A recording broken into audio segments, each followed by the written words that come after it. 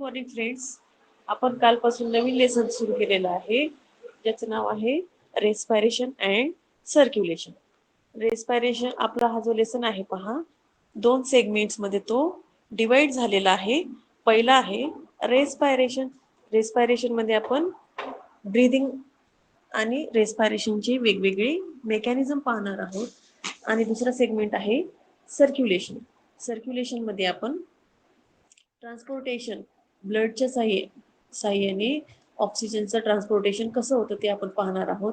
त्याच्यानंतर आपण काही रिकॉल क्वेश्चन घेतले काल, की रेस्पायरेशनची डेफिनेशन काय आहे. काय डेफिनेशन आहे रेस्पायरेशन की रेस्पायरेशन ही जी आहे एक बायोकेमिकल प्रोसेस आहे. ऑक्सिडेशन होतं ह्याच्यामध्ये ऑर्गॅनिक कंपाऊंडचं एका स्टेप वाईज मॅनरमध्ये, आणि लिबरेट काय होते, एक chemical energy in the form of ATP. Next काय सांगितलं, सेल्युलर रेस्पायरेशन किती टाईपचे आहेत. तर सेल्युलर रेस्पायरेशन 2 प्रकारचे आहेत. पहिलं आहे एरोबिक रेस्पायरेशन आणि दुसरं आहे अनएरोबिक रेस्पायरेशन. एरोबिक रेस्पायरेशन जे आहे ऑक्सिजनच्या साह्याने होते, आणि अनएरोबिक रेस्पायरेशन हे जे आहे ते कशाच्या साह्याने होते, विदाऊट ऑक्सिजन. म्हणजे ऑक्सिजन नसलं तरी रेस्पायरेशन ऑकर होतं. आपल्या बॉडीमध्ये असलेल्या सेलमध्ये सेल्युलर रेस्पायरेशन ऑकर होतं. त्याचबरोबर जे युनिसेल्युलर ॲनिमल्स आहेत त्यांच्यामध्येही अनएरोबिक टाईपचं रेस्पिरेशन ऑकर होतं. त्याच्यानंतर आपण प्रश्न पाहिला होता की आपण रेस्पिरेशन का करतो. जसं आपला जन्म होतो कंटिन्युअसली आपण रेस्पिरेशन करतो. आता कधी कधी पहा, काही लहान मुलं जन्म झाल्यावर ते रेस्पिरेशन जन्म झाल्यानंतर ते रेस्पिरेशन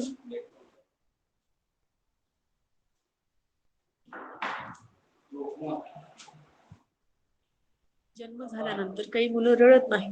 मग अशा वेळेस डॉक्टर काय करतात, त्यांचे पाय पकडतात, त्यांना उलट करतात आणि पाठीमागे जोरजोरात मारतात. का, रेस्पायरेशन चालू झाल्यानंतर शरीरामध्ये सर्क्युलेशन ही प्रोसेस चालू होते. अगोदर बॉडीमध्ये ऑक्सिजन जावं लागतं आणि नंतर आपलं सर्क्युलेशन बॉडीमध्ये स्टार्ट होतो. सर्क्युलेशन म्हणजे काय, रक्ताभिसरण. आपल्या मध्ये काही विद्यार्थी असे आहेत की जे मराठी मीडियमचे आहेत, जिथे असं योग्य असं वाटेल की तिथे मराठी अर्थ तुम्हाला सांगावा, तिथे आपण सांगत चालू. आलं लक्षात. Why should we respire all the time. त्याचं आन्सर काय सांगितलं आपण, की लिव्हिंग ऑर्गॅनिझम्सला काय रिक्वायर असते, एनर्जी, ऊर्जा आवश्यक असते.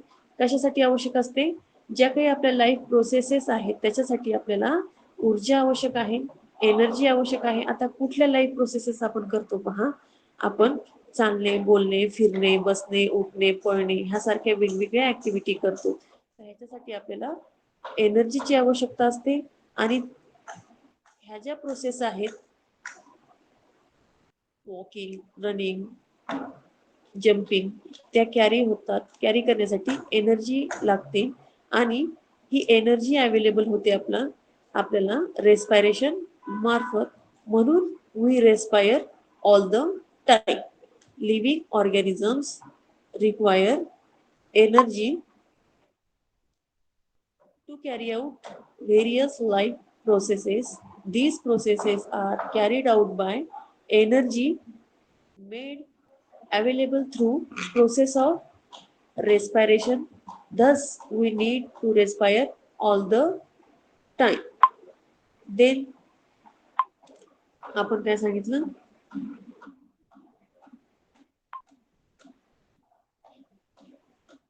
आता आपण ऍक्च्युअली इंट्रोडक्शन पाहत आहोत. इंट्रोडक्शन मध्ये काय सांगितलं की आताच आपण जसं कॅन यू रिकॉल मध्ये थोडंसं आठवून पाहिलं, थोडासा गॅप पडलाय आपल्याला, म्हणून आपण काही गोष्टी आठवून पाहिलेल्या आहेत की living organisms require energy to carry life processes. Energy store होते. जे काही आपण ईट केलेलं आहे, आपण काय ईट करतो पहा, कार्बोहायड्रेट्स, फॅट्स, प्रोटीन्स ह्यासारख्या गोष्टी ईट करतो. मग हे कार्बोहायड्रेट्सचं सिंपल फॉर्म मध्ये कन्व्हर्जन होतं ग्लुकोज फॉर्म मध्ये. ठीक आहे. तर त्यांच्यापासून आपल्याला एनर्जी भेटते. आणि एनर्जी मध्ये जे काही आपण ईट केलेलं आहे, डायजेशन मार्फत जे काही सिंपल फॉर्म मध्ये सब कंपाऊंड फॉर्म झालेले आहेत, त्याला आपण कन्व्हर्जन करण्यासाठी रेस्पायरेशनची आवश्यकता असते. रेस्पायरेशन डेफिनेशन आताच पाहिली आपण. त्याची डेफिनेशन काय आहे की रेस्पिरेशन ही एक बायोकेमिकल प्रोसेस आहे ज्याच्यामध्ये लिबरेशन होतं कशाचं, एनर्जीचं, in the form of ATP.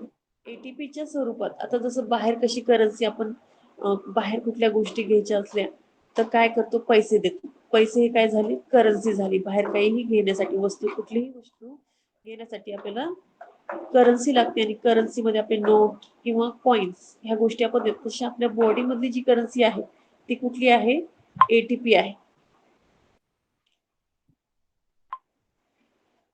आता त्याची आपण रिएक्शन पाहिली होती काल. C6H12O6 हा काय, ग्लुकोज आहे. ग्लुकोज जेव्हा काय युटिलाइज करतो, ऑक्सिजन मॉलिक्यूल युटिलाइज करतो तेव्हा एक 38 एटीपी मॉलिक्युल्स फॉर्म होतात. म्हणजे एक ग्लुकोज मॉलिक्यूल जेव्हा ऑक्सिजन मॉलिक्युल्स सोबत युटिलाइज होईल, कंबाईन होईल, तेव्हा बाहेर काय पडतात पहा, कार्बन डाय ऑक्साइड चे 6 मॉलिक्युल्स, वॉटर वेपर्स H2O आणि 38 एटीपी मॉलिक्युल्स. ऍक्च्युली इथे एटीपी मॉलिक्युल्स जे आहेत 100% फॉर्म होतात, पण 60% जे एटीपी आहेत ते शरीराचं टेम्परेचर मेंटेन करण्यासाठी काय होतात, यूज होतात. आणि 40% एटीपी आपल्या बॉडीमध्ये काय होत असतात, म्हणजे 38 एटीपी आपल्या बॉडीमध्ये स्टोअर होत असतात. आणि ज्यावेळेस आपण काहीही खात नाही, पेत नाही, त्यावेळेस हे स्टोअर केलेले एटीपी बॉडी काय करत असते, यूज करत असते. ह्याचाच अर्थ ज्यावेळेस एक ग्लुकोज मॉलिक्यूल ब्रेक कंबाईन होईल ऑक्सिजन मॉलिक्यूल सोबत, तेव्हा 38 एटीपी मॉलिक्युल्स काय होतील, फॉर्म होतील. देन ह्या प्रोसेससाठी गॅसेस एक्सचेंज, आता रेस्पिरेशन प्रोसेससाठी गॅसेस एक्सचेंज आवश्यक आहे. आता गॅसेस एक्सचेंज कोणामध्ये होते, कालच आपण सांगितलं की गॅसेस एक्सचेंज जे आहे ऑर्गॅनिझम अँड एन्व्हायरमेंट मध्ये होत असते. जो काही आपलं वातावरण आहे, जो काही ऑर्गॅनिझम आहे, आता आपल्यामध्ये आणि एन्व्हायरमेंट मध्ये पहा, एन्व्हायरमेंट मधून आपण ऑक्सिजन घेतो आणि एन्व्हायरमेंट मध्येच आपण काय करतो, कार्बन डायऑक्साईड रिलीज करतो. देन आता जिथे आपलं गॅसेस एक्सचेंज होतं त्याला आपण काय म्हणतो, रेस्पिरेटरी सरफेस. आता गॅसेस एक्सचेंज कुठे होते आपल्या बॉडीमध्ये, लंग्स मध्ये होते. लंग्स मध्ये प्रेझेंट असणारा जो रेस्पिरेटरी सरफेस आहे आपल्या बॉडीमधला, तो अल्व्होलाई किंवा एअर सॅक्स, हवेच्या पिशव्या. अल्व्होलाई म्हणजे काय, हवेच्या पिशव्या, ज्याच्यामध्ये ऑक्सिजन काय केला जातो, ऍब्झॉर्ब केला जातो. त्या सरफेसला काय म्हणायचं आहे, रेस्पिरेटरी सरफेस. आता organs of respiratory exchange. Respiratory exchange होण्यासाठी कुठले ऑर्गन्स आहेत ते पाहून घेऊ आपण. सर्वात पहिले त्याच्याशी रिलेटेड काही गोष्टी पाहून घेऊ रेस्पिरेटरी एक्सचेंजची. रेस्पिरेटरी एक्सचेंज जी आहे ही कशी प्रोसेस आहे, एक फिजिकल प्रोसेस आहे. त्याचबरोबर शरीरामध्ये होणारी, आपण फील करू शकणारी फिजिकल प्रोसेस आहे. आणि इफिशियंट गॅसेस एक्सचेंज होण्यासाठी आपल्याला काही गोष्टी आवश्यक आहेत, जे की आपण काल पाहिलेले आहेत. कुठल्या कुठल्या 3 गोष्टी पाहिलेल्या आहेत, फीचर्स कुठले पाहिलेले आहेत आपण gases exchange, efficient gases exchange होण्यासाठी 3 गोष्टीची आवश्यकता आहे. सर्वात पहिला आहे की जिथे रेस्पिरेटरी सरफेस, ज्या रेस्पिरेटरी सरफेस वरती गॅसेस एक्सचेंज होणार आहे तो सरफेस कसा हवा, तो सरफेस लार्ज सरफेस एरिया हवा. कारण पहा, जर कमी सरफेस एरिया असेल काय होईल, तिथे आपल्याला माहिती की ब्लड फ्लो असतो. जर कमी सरफेस एरिया असेल तर ब्लड फ्लो मुळे ऑक्सिजन आत जाऊ शकणार नाही आणि कार्बन डायऑक्साईड आउट होऊ शकणार नाही. ठीक आहे, त्याच्यामुळे जिथे कुठे ज्या पार्ट वरती गॅसेस एक्सचेंज होणार आहे त्या पार्ट वरती तिथला जो सरफेस एरिया आहे तो कसा हवा, लार्ज सरफेस एरिया असायला हवा. Then it should be thin. तो कसा असायला हवा, थिन असायला हवा. अल्व्होलाई, आपल्या बॉडीमध्ये अल्व्होलाई, फिशेसच्या बॉडीमध्ये जर पाहिले तर गिल्स आहेत. इन्सेक्ट्स जर पाहिले तर त्यांच्यामध्ये ब्रॅकिया, स्पॅरेकल्सच्या सहाय्याने काय केलं जातं, गॅसियस एक्सचेंज केलं जातं. म्हणजे गॅसियस एक्सचेंज म्हणजे काय, O2 in and CO2 out, ह्याला म्हणायचं आहे गॅसियस एक्सचेंज. जर थिन आहे सरफेस एरिया रेस्पिरेटरी सरफेसचा, त्याच्यामुळे इझिली जो O2 आहे तो आत एंटर करू शकतो, कार्बन डायऑक्साईड इझिली बाहेर कळू शकतो. हायली वॅस्क्युलर मीन्स काय, ब्लड सप्लाय जो आहे खूप जास्तीचा असतो. Then permeable, O2 in easily होणे आणि CO2 बाहेर इझिली पडणे, ह्याला म्हणायचं आहे आपले परमिएबल.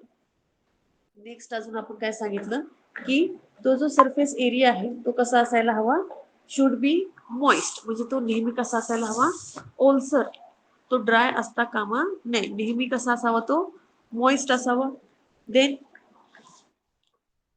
आता गॅसेस एक्सचेंज इन प्लांट्स पाहिले आपण, प्लांट्स मधले कशा पद्धतीचं गॅसेस एक्सचेंज होतं. आता प्लांट्स मध्ये होणारा जो गॅसेस एक्सचेंज आहे तो एकदम सिंपल फॉर्म मध्ये होतो, डिफ्युजन स्वरूपात होतो. आता प्लांट्स मध्ये काय काय आहे पहा. सर्वात पहिले गॅसेस एक्सचेंज इन प्लांट्स मध्ये शेप आणि स्ट्रक्चर जो आहे प्लांटचा तो फॅसिलिटेट करतो गॅसेस एक्सचेंज बाय डिफ्युजन. आता डिफ्युजन साठी गॅसेस एक्सचेंजिंग प्लांट्स मध्ये कशा पद्धतीचं होतं पहा. डिफ्युजन टाईपचं काय आहे त्यांच्या बॉडीमध्ये होणारं गॅसेस एक्सचेंज आहे.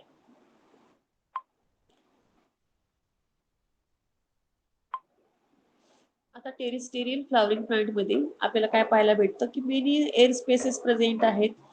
कुठे कुठे हे air spaces stem, leaf and रूटच्या तिथे आपल्याला पाहायला भेटतात.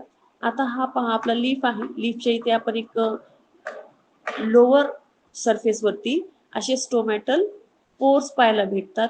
ह्या स्टोमॅटल पोर्सच्या साह्याने आपले जे लीव्ज आहेत ते काय करतात, गॅसियस एक्सचेंज करतात. ज्यावेळेस हे स्टोमॅटल पोर जी आहे ओपन असेल त्यावेळेस ते तिथून कार्बन डायऑक्साइड बाहेर आत घेतलं जातं आणि CO2 जो आहे तो बाहेर रिलीज केला जातो.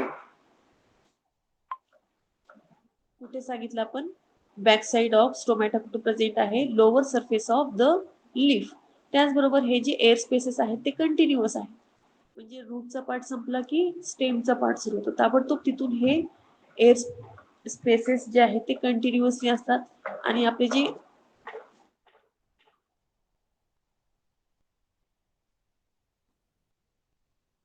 ऑक्सिजन जो आहे डिफ्यूज, ऑक्सिजन आता डिफ्यूज होणार आहे आपल्या ह्या एअर स्पेसेस मध्ये, लीफ मध्ये किंवा लीव्स मध्ये किंवा यंग स्टेम जो ग्रीन कलरचा स्टेम आहे त्याला आपण यंग स्टेम म्हणतो. तर तिथे पहा यंग स्टेम वरतीही स्टोमॅटा प्रेझेंट असतात. तर इथे डिफ्युजन होतं. आता डिफ्युजनचा अर्थ पहा कसा आहे. आता higher concentration to lower concentration, आता झाडाच्या आतमध्ये ऑक्सिजनचं कॉन्सन्ट्रेशन कसं आहे, कमी आहे. आणि झाडाच्या बाहेर एन्व्हायरमेंट मध्ये ऑक्सिजनचं कॉन्सन्ट्रेशन कसं आहे, हाय आहे. तर डिफ्युजन जे आहे नेहमी higher concentration to lower concentration होत असतं, त्याला आपण काय म्हणतो, डिफ्युजन. तर आपला ऑक्सिजन जो आहे higher concentration to lower concentration diffuse होत असतो लीफ मध्ये, त्याच्यानंतर स्टेम मध्ये आणि त्याचे त्यात रूट मध्ये. आणि पानांमध्ये जो बॅक साइडला लोअर सरफेस वरती स्टोमॅटल ओपनिंग्स आहेत त्यांच्याद्वारे ऑक्सिजन तिथे काय होतो, डिफ्यूज होतो आणि त्याच्या साह्याने कार्बन डायऑक्साइड बाहेर आउट केला जातो, रिलीज केला जातो. म्हणजे ऑक्सिजन तिथे काय युटिलाइज केला जातो आणि CO2 काय केला जातो, रिलीज केला जातो, बाहेर सोडला जातो. हे झालं टेरिस्टेरियल फ्लावरिंग प्लांट्स. देन पुढचं पाहू आपण, एरिटेड सॉइल. एरिटेड सॉइल मीन्स जिथे ऑक्सिजन, ज्या सॉइल मध्ये ऑक्सिजन प्रेझेंट आहे अशा सॉइलला काय म्हणतात आपण, एरिटेड सॉइल. भुसभुशीत जमीन किंवा वायुयुक्त जमीन, ठीक आहे. तर ऑक्सिजन अशा वेळेस अशा एरिटेड सॉइलच्या तिथे ऑक्सिजन जो आहे डिझॉल्व कसा होतो. आता आपल्याला माहिती आहे रूट्सला काय असतात पहा, रूट्सला युनिसेल्युलर रूट हेअर्स प्रेझेंट असतात. असे बारीक बारीक काय असतात, रूट हेअर्स प्रेझेंट असतात. ह्या रूट हेअर्स मध्ये आपला जो ऑक्सिजन आहे तो एक मॉइश्चर और वॉटर अराउंड द रूट, तर इथे हा काय होतो, आपला ऑक्सिजन इथे डिफ्यूज केला जातो ह्या रूट हेअरच्या तिथे.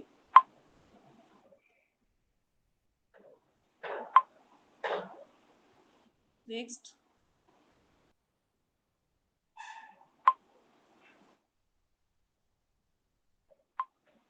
आपण पुढे काय पाहिलं का की उडी फ्लावरिंग प्लांट्स जे आहेत,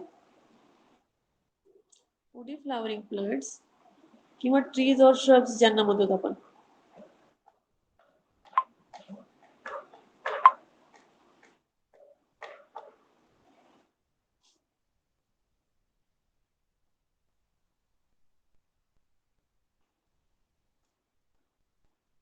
त्याच्यामध्ये आपल्याला काय पाहायला भेटतं पहा, एक्सटर्नल इम्परव्हियस बार. म्हणजे आता तुम्ही झाड कुठलेही पाहिलं असेल, आपली मोठी मोठी जी झाडं आहेत ज्याच्यापासून आपल्याला लाकडं भेटतात त्यांना आपण उडी फ्लावरिंग प्लांट्स असं म्हटलेलं आहे.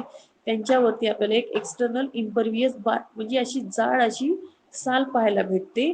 तर ही जी बार्क आहे ह्याच्याद्वारे काहीही आत येऊ शकत नाही आणि काहीही बाहेर जाऊ शकत नाही. म्हणजे O2 आत जाऊ शकत नाही, CO2 बाहेर निघू शकत नाही.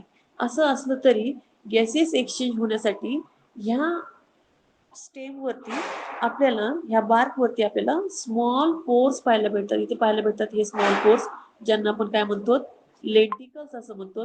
लेंटिकल्सच्या साह्याने हे काय करतात, स्टेम रेस्पायरेशन करतात. आलं लक्षात? आता पहा, रेस्पायरेशन कडे, येस, प्लांटच्या रेस्पायरेशन कडे जाण्याच्या कडे गेलेलोच आहेत आपण. पण एक आपल्याला माहिती की प्लांट्स हे कसे आहेत, ऑटोट्रॉप्स आहेत, स्वतःचं फूड मटेरियल स्वतः तयार करतात. त्याचबरोबर ते ऑक्सिजन आपल्याला प्रोड्यूस करतात. ठीक आहे, तयार करतात ते आपल्यासाठी. त्याचबरोबर स्वतःचं फूड मटेरियल स्वतः तयार करतात, त्यांना ऑटोट्रॉप्स असं म्हणतो. त्याचबरोबर त्यांच्यामध्ये अजून एक गोष्ट होते, फोटोसिंथेसिस. रेस्पायरेशन जनरली, रेस्पायरेशनद्वारे ते काय करतात, स्वतःसाठी फूड मटेरियल तयार करतात. सॉरी, रेस्पायरेशन मध्ये काय होतं, ग्लुकोज मॉलिक्यूलचा यूज करून आणि ऑक्सिजन सोबत कंबाईन होऊन ते काय करतात, कार्बन डायऑक्साईड, त्याचबरोबर वॉटर मॉलिक्यूल्स आणि आपले एटीपी मॉलिक्यूल्स ते तयार करतात, स्वतःसाठी एनर्जी तयार करतात. आणि आपण जे रिलीज केलेला CO2 आहे ते स्वतःही CO2 रिलीज करतात. पण जेवढा ते CO2 बाहेर रिलीज करतात त्याच्यापेक्षा 10 पटीने जास्त ते आपल्याला ऑक्सिजन प्रोड्यूस देखील करतात. आता फोटोसिंथेसिस आपण गेल्या वर्षी शिकलेलो आहोत. फोटोसिंथेसिस मध्ये काय सांगितलं आपण, ग्लुकोज मॉलिक्यूल्सचा यूज करून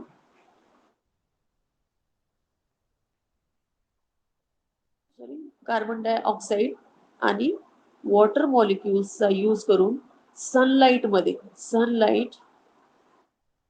आणि क्लोरोफिल पिगमेंट, हरित द्रव्य किंवा हरित, ह्याचा यूज करून काय प्रोड्यूस करतात, हे आपले ग्लुकोज मॉलिक्यूल्स तयार करतात. C6H12O6 आणि 6CO2 ऑक्सिजन मॉलिक्यूल्स ही तयार करतात. जे काही कार्बन डायऑक्साईड रिलीज केलेला आहे आणि वॉटर, त्याचबरोबर सनलाइट आणि क्लोरोफिल पिगमेंटचा यूज करून आपले प्लांट्स काय करतात, C6H12O6 म्हणजे ग्लुकोज मॉलिक्यूल्स प्रोड्यूस करतात. आणि फोटोसिंथेसिस ही रिएक्शन कुठली आहे पहा, ही रिएक्शन आहे फोटोसिंथेसिसची आहे. आणि फोटोसिंथेसिस ही जी रिएक्शन आहे ती ओनली डे टाइम होणारी आहे, ओनली डे टाइम. देन आपण अजून एक सांगायचं राहिलं की आपले जे स्टोमॅटल पोर, टेरेस्टेरियल प्लांट्स मध्ये जे आपण स्टोमॅटल पोर सांगितलेले आहेत, त्या स्टोमॅटल पोरच्या साह्याने आपले जे प्लांट्स आहेत ते काय करतात, ट्रान्सपायरेशन देखील करतात. ट्रान्सपायरेशन म्हणजे जे काही वॉटर आहे त्यांच्या आतमध्ये असलेलं ते वॉटर त्या पोर्सच्या साह्याने त्यांची काय होते, स्टीम होते, वाफ तयार होते आणि ते वाफ ह्या स्टोमॅटा ओपनिंगच्या साह्याने ते बाहेर रिलीज केले जातात.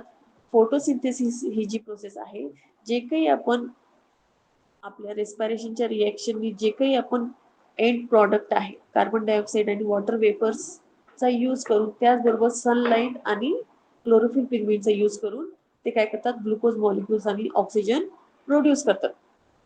काल इथपर्यंत आपण पाहिलेलं आहे. आज आपण रेस्पायरेशन इन ॲनिमल्स पाहत आहोत.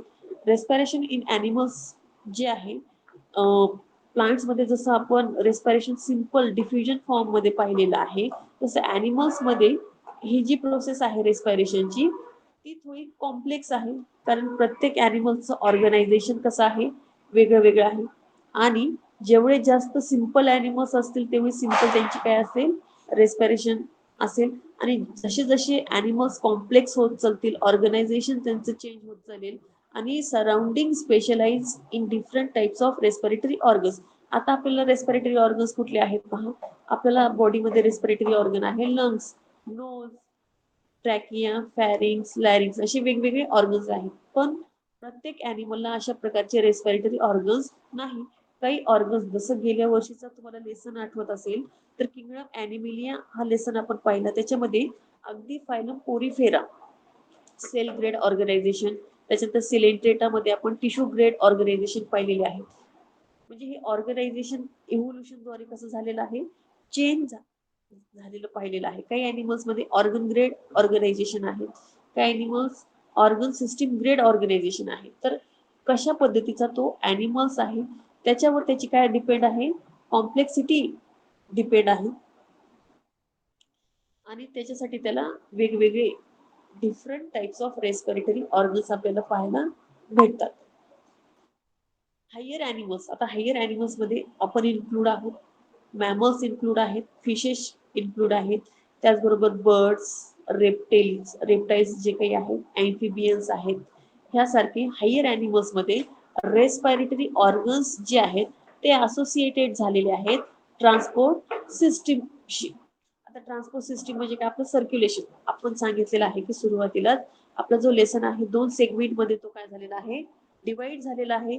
तर रेस्पिरेटरी ऑर्गन्स जे आहेत हायर ॲनिमल्सचे ते ट्रान्सपोर्ट सिस्टीमशी काय झालेले आहेत, असोसिएटेड झालेले आहेत. आता एक आपल्याला पुस्तकामध्ये ऑर्गन रेस्पिरेटरी सरफेस किंवा ऑर्गन ह्यांचा एक चार्ट दिलेला आहे ॲनिमल्स मधला, तो आपण इथे पाहून घेऊ. आता आपण जो अभ्यास आहे टेबलचा 3 कॉलम मध्ये करणार आहोत. सर्वात पहिले ते ऑर्गॅनिझम्स कुठले, हॅबिटॅट कुठल्या हॅबिटॅट मध्ये राहतात, म्हणजे पाण्यात राहतात की जमिनीवर राहतात, त्यांना काय म्हणतो आपण, हॅबिटॅट असं म्हणतो. आणि रेस्पिरेशन करण्यासाठी त्यांच्या बॉडीमध्ये नेमका कुठला सरफेस आहे किंवा कुठला ऑर्गन आहे ते पाहून घेऊ. आता सर्वात पहिला ऑर्गॅनिझम आहेत आपले प्रोटिस्ट. आता प्रोटिस्ट पहा, युनिसेल्युलर युकॅरियोटिक ॲनिमल्स आहेत, ज्याच्यामध्ये काय प्रेझेंट आहे, आपला अमिबा ह्याच्यामध्ये प्रेझेंट आहे. त्याचबरोबर स्पॉन्जेस,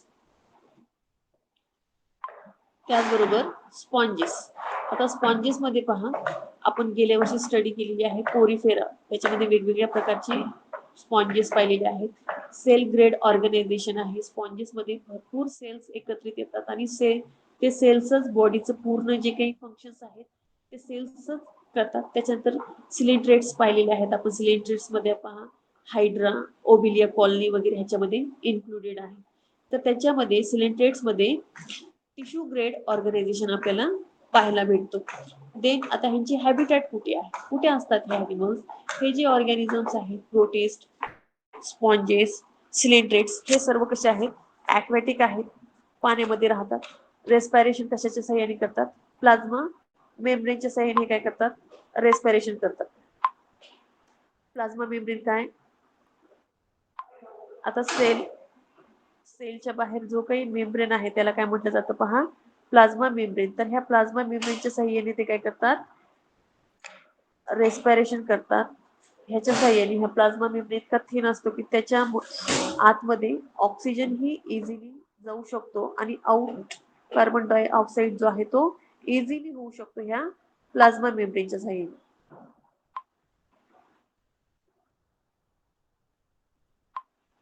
देन फ्लॅटवर्म्स. आता फ्लॅटवर्म्स कुठले पहा, आपण गेल्या वेळेस प्लॅटीहेल्मिंथिस हा सुद्धा एक फायलम शिकलेला आहोत. फ्लॅटवर्म्स मीन्स काय, ज्यांची बॉडी जी आहे डॉर्सो व्हेंट्रली कशी असते, फ्लॅट असते, त्यांना आपण काय म्हणतो, फ्लॅटवर्म्स. आता फ्लॅटवर्म्स मध्ये कुठले ॲनिमल्स आहेत पहा, प्लॅनेरिया, टेनिया सोलियम देखील पाहायला भेटतो. त्याच्यानंतर लिव्हर फ्लूक हा देखील आपल्याला फ्लॅटवर्म्स मध्ये पाहायला भेटतो. त्याच्यानंतर ॲनिलिड्स. आता ॲनिलिड्स मीन्स काय, आता त्याचं रिप्रेझेंटेटिव्ह ज्यांच्या बॉडीवरती काय प्रेझेंट आहेत, सेगमेंट्स प्रेझेंट आहेत. अर्थवर्म त्याच्यामधला एक्झाम्पल आहे. त्याच्यानंतर नेरिसी आहे आणि लिची आहे ॲनिलिड्स मध्ये. त्याच्यानंतर ॲम्फिबियन उभयचर प्राणी, फ्रॉग त्याचा एक्झाम्पल आहे. तर ॲम्फिबियन्स हे काय आहेत, ते काय त्यांचं स्पेशल कॅरेक्टर की ते पाण्यामध्येही राहू शकतात ॲज वेल ॲज लँडवरतीही राहू शकतात. ते पाण्यामध्ये गेल्यानंतर ते कशाने स्किनच्या साह्याने स्किन सरफेसने ते काय करतात, रेस्पिरेशन करतात आपले ॲम्फिबियन्स. आणि ज्यावेळेस एग लेइंग करायचे असतात त्यावेळेस ते पाण्यात जातात आणि पाण्यातच ते काय घालतात, अंडी घालतात आणि जमिनीवर जेव्हा येतात तेव्हा ते लंग्सच्या साह्याने काय करतात, रेस्पिरेशन करतात. तर आता आपण पाहत आहोत ऑर्गॅनिझम्स, फ्लॅटवर्म्स, ॲनिलिड्स आणि ॲम्फिबियन्स. तर हे जे फ्लॅटवर्म्स आहेत, ॲनिलिड्स आहेत, हे कसे आणि ॲम्फिबियन्स आहेत हे कसे आहेत, हॅबिटॅट कसा आहे त्यांचा, ॲक्वेटिक ऑर सेमी ॲक्वेटिक. आता आपला ॲम्फिबिया जो आहे तो कसा आहे, सेमी ॲक्वेटिक आहे, कारण तो पाण्यातही राहू शकतो ॲज वेल ॲज लँडवरही राहू शकतो. आणि फ्लॅटवर्म्स आणि ॲनिलिड्स जे आहेत ते ॲक्वेटिक आहेत. आता लीच देखील आपल्याला पहा, हा सेमी ॲक्वेटिक आहे, टेरेस्ट्रियल म्हणजे जमिनीवरही तो आपल्याला पाहायला भेटतो. त्याच्यानंतर आता हे कशाच्या साह्याने पहा रेस्पिरेशन करतात. रेस्पिरेटरी सरफेस किंवा ऑर्गन कुठला आहे, फ्लॅटवर्म्स मध्ये प्लाझ्मा मेम्ब्रेन, जो काही प्लाझ्मा मेम्ब्रेन आहे त्याच्या साह्याने हे काय करतात, रेस्पिरेशन करतात. आता पहा, प्लांट्स मध्ये सेल वॉल प्रेझेंट असते, ॲनिमल मध्ये सेल वॉल प्रेझेंट नसते. ॲनिमल मध्ये प्लाझ्मा मेम्ब्रेन प्रेझेंट असतो. त्याच्यानंतर फ्लॅटवर्म्स, ॲनिलिड्स हे जे ॲनिमल्स आहेत, हे जे ऑर्गॅनिझम्स आहेत ते प्लाझ्मा मेम्ब्रेनच्या साह्याने काय करतात, रेस्पिरेशन करतात. त्यांच्यानंतर ॲम्फिबियन्स जे आहेत ते जनरल बॉडी सरफेसने काय करतात, स्किनच्या साह्याने ते काय करतात, रेस्पिरेशन करतात. बेडकाला कधी हात लावलाय का तुम्ही, पावसाळ्याच्या दिवसात आपल्या घरी येतात ते, त्यावेळेस त्यांच्या स्किनला जर त्यांना पकडण्याचा प्रयत्न केला तर त्यांची जी स्किन आहे ती आपल्याला नेहमी मॉइस्ट लागते. कारण काय की पाणी त्याच्यातून ते केमिकल रिलीज करत असतात. हे झालं आपलं फ्लॅटवर्म्स, ॲनिलिड्स आणि ॲम्फिबियन्स बद्दल. देन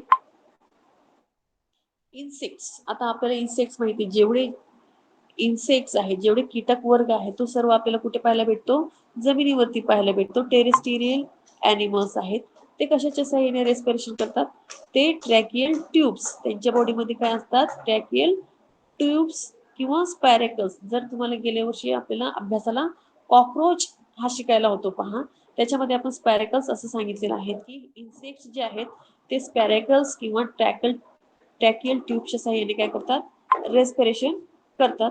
देन अरेक्निड्स मध्ये काय की त्यांना 3 pairs of legs, generally insects मध्ये आपण काय पाहतो, 3 पेअर्स ऑफ लेग्स प्रेझेंट आहेत. अरॅक्निड्स मध्ये आपल्याला त्याच्यापेक्षा जास्त 4 पेअर्स ऑफ लेग्स आपल्याला पाहायला भेटतात. त्यांना आपण काय म्हणतो, अरॅक्निड्स असं म्हणतो. त्याच्यामध्ये अरॅक्निड्स मध्ये काय पहा, स्पायडर्स आणि स्कॉर्पियन्स सारखे जे ॲनिमल्स आहेत ते कशामध्ये इन्क्लुडेड आहेत, अरॅक्निड्स मध्ये इन्क्लुडेड आहेत. ते कुठे राहतात, हॅबिटॅट काय अरॅक्निड्सचा, स्पायडर्स आणि स्कॉर्पियन्सचा, टेरेस्ट्रियल जमिनीवर असतात ते. आता कशाच्या साह्याने रेस्पिरेशन करतात हे अरॅक्निड्स, हे अरॅक्निड्स जे आहेत ते बुक लंग्सच्या साह्याने काय करतात, रेस्पिरेशन करतात.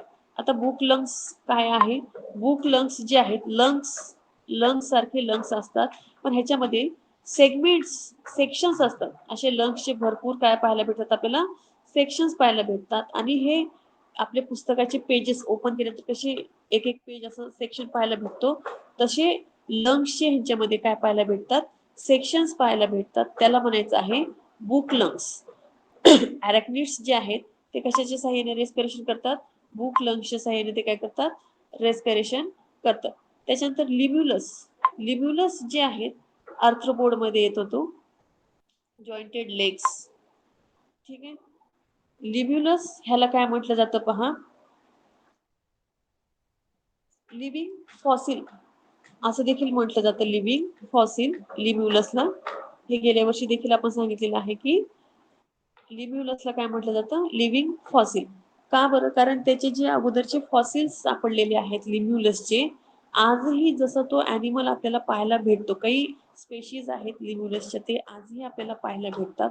तर तो जसा त्या फॉसिल्समध्ये सापडला होता, तसा आजही तो आपल्याला त्याच्या काही स्पेशीज आपल्याला पाहायला भेटतात. त्याच्यामध्ये कुठल्याही प्रकारचं इव्होल्युशन झालेलं नाही. जशाच तसा, जसा पहिले होता हजारो वर्षापूर्वी, तसा आजही तो त्याच पद्धतीने आहे. म्हणून लिम्युलसला म्हटलेलं आहे. म्हणून लिम्युलसला काय म्हणतात? लिव्हिंग फॉसिल असं म्हणतात. देन आता हे लिम्युलस जे आहेत ते कशाच्या साहाय्याने रेस्पिरेशन करतात? लिम्युलस जे आहेत ते सर्वात पहिले त्यांचे हॅबिटेट पाहून घेऊ. ॲक्वॅटिक आहेत, पाण्यामध्ये असतात. ते रेस्पिरेशन करतात बुक गिल्सच्या साहाय्याने. बुक गिल्स काय? गिल्स आपल्याला माहिती की कल्ले. माशांमध्ये आपण जे गिल्स पाहतो तशाच पद्धतीने ते गिल्स असतात, पण त्याच्यामध्ये आपल्याला भरपूर काय पाहायला भेटतात? सेक्शन्स पाहायला भेटतात त्या गिल्स मध्ये. म्हणून त्यांना काय, एक बुकचे पेजेस कसे दिसतात आपल्याला, म्हणून त्यासारखे हे बुक गिल्स दिसतात. म्हणून त्यांना काय म्हटलेलं आहे आपण त्या गिल्सला? बुक गिल्स असं म्हटलेलं आहे. आलं लक्षात? Book gills. त्याच पद्धतीने बुक लंग्स आहेत, पण लंग्स मध्ये खूप सारे सेक्शन्स आहेत वेगवेगळे. आलं लक्षात? Book gills. तसंच बुक गिल्स मध्येही खूप सारे काय पाहायला भेटतात आपल्याला? वेगवेगळे असे सेक्शन्स पाहायला भेटतात. म्हणून त्यांना काय म्हणायचं आहे? Book gills. बुक सारखे ते दिसतात. Then amphibian. आता ॲम्फिबियामध्ये आपण आता फ्रॉग बद्दल पाहिलं होतं. आता ॲम्फिबियन टॅडपोल्स ऑफ फ्रॉग. जे टॅडपोल्स आहेत, लार्वा आहेत ॲम्फिबियन्सचे. आलं लक्षात? त्यांच्याविषयी बोलतोय आपण, फ्रॉग बद्दल बोलत नाही, त्याच्या लार्वा बद्दल बोलतोय. सॅलॅमेंडर, त्याचबरोबर ॲम्फिबियन्सचे टॅडपोल. त्याच व्यतिरिक्त त्याच्यामध्ये ॲम्फिबियन्स टॅडपोल्स ऑफ फ्रॉग, त्याच्या व्यतिरिक्त सॅलॅमेंडर्स आणि न्यूट्स ह्यासारखी ॲनिमल्स त्याच्यामध्ये इन्क्लुडेड आहेत. कसे आहेत ते? ॲक्वेटिक आहेत. कशाच्या साहाय्याने रेस्पिरेशन करतात? गिल्सच्या साहाय्याने रेस्पिरेशन करतात. तर ह्यांच्यामध्ये असणारे जे गिल्स आहेत ते कसे आहेत? बाहेरच्या बाजूने आहेत. एक्सटर्नल गिल्सच्या साहाय्याने amphibian tadpoles of frog, salamander and newts हे काय करतात? रेस्पिरेशन करतात. जसं फिश मध्ये आपल्याला गिल्स जे आहेत ते काही कुठे पाहायला भेटतात? ते इंटरनल आतल्या साईडने काय असतात? आतल्या बाजूनेच माशांमध्ये काय असतात? गिल्स प्रेझेंट असतात. तसे हे आपले टॅडपोल्स ऑफ फ्रॉग, सॅलॅमँडर्स आणि न्यूट्स मध्ये हे गिल्स कुठे असतात? बाहेरच्या बाजूने असतात. त्यांना एक्सटर्नल गिल्स असं म्हणतात आपण. त्याच्या साहाय्याने हे काय करतात? रेस्पिरेशन करतात. देन फिशेस मध्ये कुठे राहतात आपल्याला माहिती? सर्व फिश हे पाण्यामध्ये असतात, म्हणजे त्यांची हॅबिटॅट काय झालेली आहे? ॲक्वॅटिक झालेली आहे. आणि हे कशाच्या साहाय्याने करतात? रेस्पिरेशन. Internal gills. आतमध्ये त्यांचे काय असतात? गिल्स प्रेझेंट असतात, कल्ले प्रेझेंट असतात. त्याच्या साहाय्याने हे काय करतात? रेस्पिरेशन करतात. फिश माउथ वाटे काय करते? वॉटर बॉडीच्या आतमध्ये जाते. हे माउथच्या साहाय्याने फिशच्या बॉडीच्या आतमध्ये वॉटर जातो, आणि वॉटर जेव्हा गिल्स पर्यंत पोहोचेल, आणि त्या वॉटरमध्ये माहिती आपल्याला काय प्रेझेंट असतो? ऑक्सिजन प्रेझेंट असतो. मग हे ऑक्सिजन हे गिल्स काय करतात? ऍब्झॉर्ब करतात, आणि कार्बन डायऑक्साईड ताबडतोब त्या वॉटरमध्ये गिल्सच्या साहाय्याने ते काय करतात? बाहेर बॉडीच्या बाहेर रिलीज करून टाकतात. अशा पद्धतीने आपल्या फिशेस ह्या रेस्पिरेशन करतात. देन पुढे चलून रेप्टाइल्स, बर्ड्स आणि मॅमल्स. आता ह्याच्यामध्ये पहा, आपण ही मॅमल्स मध्ये इन्क्लुडेड आहोत. मॅमल्स मध्ये रेप्टाइल्स जे सरपटणारे प्राणी आहेत, साप वगैरे सारखे, ते काय करतात? सरपटतात. बर्ड्स जेवढे आपल्याला पक्षी पाहायला भेटतात हे उडतात. मॅमल्स जमिनीवरती राहतात. ठीक आहे. हे सर्व कुठे राहतात आपल्याला माहिती? टेरेस्ट्रियल, जमिनीवरती राहतात, आणि त्यांना रेस्पिरेशन करण्यासाठी काय आहे शरीरामध्ये? लंग्स प्रेझेंट आहेत. त्याच्या साहाय्याने हे रेस्पिरेशन करतात. आपण जे सध्या रेस्पिरेशन करत आहोत ते लंग्सच्या साहाय्याने रेस्पिरेशन करत आहोत. Then turtles. आता टर्टल्स हा आपला माहिती रेप्टाईल आहे. तो लँडवरती राहतो. लँडवरती जेव्हा राहतो त्यावेळेस तो लंग्सच्या साहाय्याने काय करतो? रेस्पिरेशन करतो. पण ज्यावेळेस तो पाण्यामध्ये अंडर वॉटर असेल त्यावेळेस तो क्लोएकाच्या साह्याने काय करतो, रेस्पिरेशन करतो. क्लोएका ही काय एक ॲनल ओपनिंग आहे, जिथून जो काही आपला ॲनस ॲनल ओपनिंग आहे, जी बॅक साईडला प्रेझेंट असते, ह्याच्या साह्याने टर्टल्स काय करतात, रेस्पिरेशन करतात. ह्या जी काही आता क्लोएका ही जी आहे, ज्याच्या साह्याने अनडायजेस्टेड फूड मटेरियल जो आहे एक्सक्रीशन केलं जातं, ज्या ओपनिंगच्या साह्याने बाहेर undigested food material waste product जे आहेत बाहेर टाकले जातात, त्याच्या साह्याने हे काय करतात, रेस्पिरेशन करतात अंडर वॉटर असताना. आणि ह्या ज्यावेळेस त्यांना ऑक्सिजन किंवा रेस्पिरेशन करतात, त्यावेळेस ही ॲनल ओपनिंग काय होते, क्लोएका ओपन होते आणि ह्या ओपनिंगच्या साह्याने ते काय करतात, वॉटर सक करून घेतात. वॉटर सक केल्यानंतर जेव्हा आतमध्ये हे वॉटर येतं, त्यावेळेस त्याच्यामधलं ऑक्सिजन हे काय करतात, ऍब्झॉर्ब करून घेतात आणि त्याचबरोबर ताबडतोब ते काय करतात, एका प्रेशरने ते पाणी बाहेरही एक्सक्रीट करतात आणि त्या एक्सक्रिशनच्या वेळेसच ते काय करतात, CO2 बाहेर रिलीज करतात. आलं लक्षात? क्लोएका ही टर्टलच्या बॅक साईडला असलेली ओपनिंग आहे. देन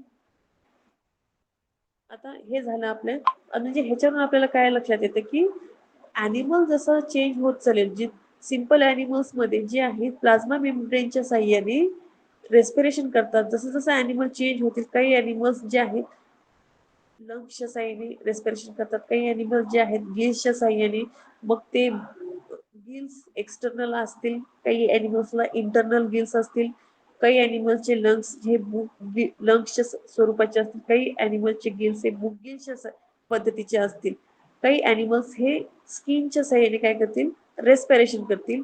तर असे ह्याच्यावरून आपल्याला असं लक्षात येतं की ॲनिमल्स मध्ये असणारी जी रेस्पिरेशन आहे ती भरपूर कॉम्प्लेक्स आहे कंपॅरेटिव्हली प्लांट्स मध्ये असणारी जी रेस्पिरेशन प्रोसेस आहे ती सिंपल आहे, डिफ्युजन फॉर्म मध्ये आहे.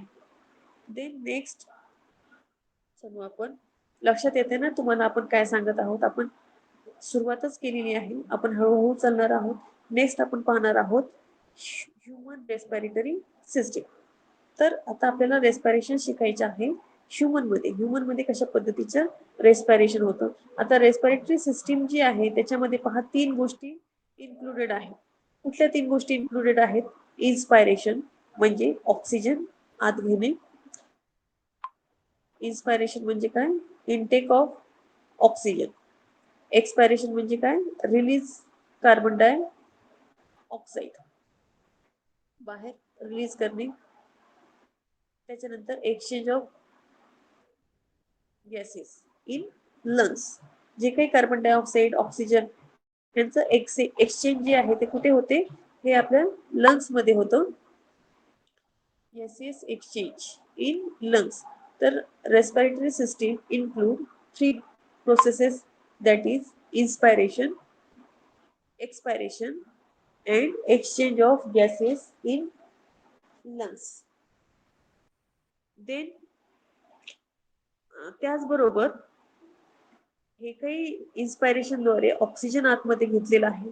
देन हे जे ऑक्सिजन आहे ट्रान्सपोर्ट केलं जातं त्याचं ब्लडच्या साह्याने from lungs to different parts of the body.